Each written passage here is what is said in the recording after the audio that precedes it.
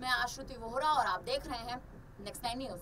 उत्तर प्रदेश की इन 80 की 80 सीटों पर, जिन सीटों पर लगातार एक लंबे समय से चर्चा चल रही है, जद्दोजहद चल रही है, अब इन तमाम सीटों के मतदान पूरे हो चुके हैं। 7 चरण के मतदान पूरे हो चुके हैं। लोकसभा चुनाव में मतदान की प्रक्रिया अब संपन्न हो चुकी है। मतदान की प्रक्रिया पर पूर्ण विराम लग चुका है।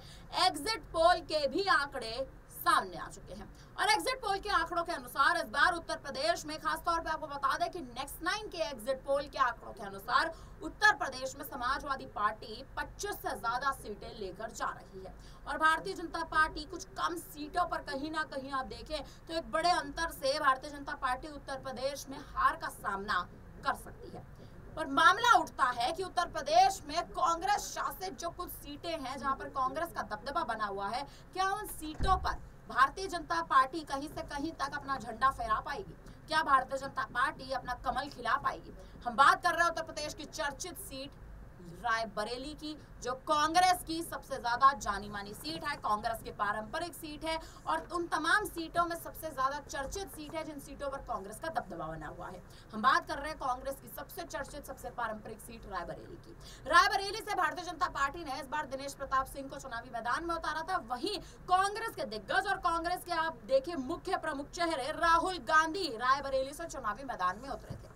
कयास नहीं लगाए जा रहे थे कि रायबरेली से राहुल गांधी चुनावी मैदान में उतरेंगे। कयास ये लगाए जा रहे थे कि रायबरेली से किसी और को चुनावी मैदान में उतारा जाएगा, जब प्रियंका गांधी ने मना कर दिया था कि वो अपनी मां की सीट यानी सोनिया गांधी की सीट से चुनावी मैदान में नहीं उतरेंगी। आपको बता दें कि कयास इस प्रकार के थे कि राहुल गांधी को अमेठी से चुनावी मैदान में उतारा जाएगा। वायनाड तो राहुल गांधी लड़ ही रहे हैं, लेकिन उसके अलावा अमेठी से उनको चुनावी मैदान में उतारा जाएगा।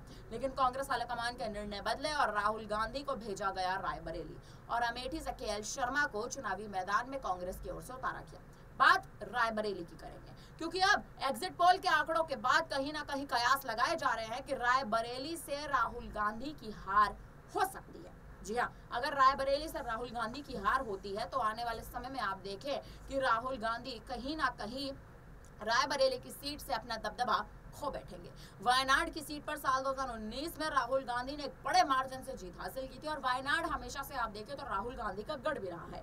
लेकिन रायबरेली और अमेठी ये दो ऐसी सीटें हैं जिन सीटों पर हमेशा से ही कांग्रेस की जद्दोजहद चलती रही है। हालांकि रायबरेली सोनिया गांधी की पारंपरिक सीट यानी राहुल गांधी की मां सोनिया गांधी की पारंपरिक सीट रही है, लेकिन सोनिया गांधी इस बार चुनावी मैदान में नहीं उतरी। ना उतरने का कारण यही था क्योंकि सोनिया गांधी को राज्यसभा सांसदी मिल गई थी। लेकिन रायबरेली से कयास लगाए जा रहे थे कि प्रियंका गांधी को चुनावी मैदान में उतारा जाएगा। हालांकि इन सभी कयासों पर पानी फिरा और राहुल गांधी को चुनावी मैदान में उतारा गया। हालांकि आपको बता दें कि कुछ तमाम एग्जिट पोल्स के अनुसार कहीं ना कहीं राहुल गांधी इस बार रायबरेली से 56% से वोट मार्जिन से जीत सकते हैं। लेकिन अगर आप देखें कि अगर ऐसा हुआ और सूत्रों के हवाले से जो खबर है कि रायबरेली से राहुल गांधी हार सकते हैं, अगर ये मुमकिन हुआ तो कहीं ना कहीं रायबरेली भी भारतीय जनता पार्टी के पक्ष में या समाजवादी पार्टी के पक्ष में जाती दिखाई दे सकती है। और अगर ऐसा हुआ तो आप देखें भारतीय जनता पार्टी न केवल अमेठी में बल्कि तमाम उन सीटों पर भी जीत दर्ज कर लेगी जो सीटें कांग्रेस की पारंपरिक सीटें रही हैं। फिलहाल अब इस पूरे मामले पर, इस पूरी खबर पर अब आप क्या कहेंगे और आपको क्या लगता है, क्या रायबरेली सच में राहुल गांधी हार सकते हैं? जिस राहुल गांधी पर साल 2019 में जिस राहुल गांधी ने और जिस कांग्रेस ने रायबरेली का दबदबा वजूद संभाल करके रखा था, क्या वो वजूद कहीं ना कहीं पीछे हटता दिखाई देगा? फिलहाल अब इस पर आप क्या कहेंगे हमें कमेंट करके जरूर बताएं। बाकी तमाम बड़ी खबरों के लिए बने रहिए हमारे साथ और देखते रहिए नेक्स्ट 9 न्यूज। धन्यवाद।